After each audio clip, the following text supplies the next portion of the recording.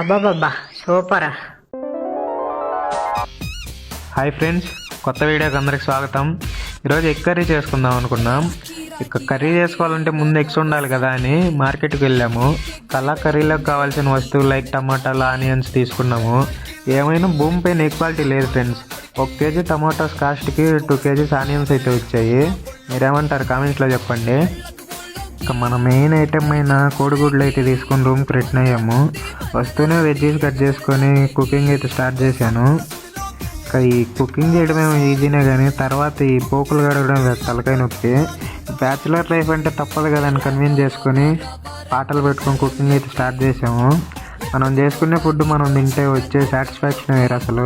ఇంకా ఒక side స్పీకర్లో full వాల్యూమ్తో songs, ఇంకో సైడ్ మనం చేసుకునే ఫుడ్ తింటూ ఉంటే అసలు లెవెలే వేరు.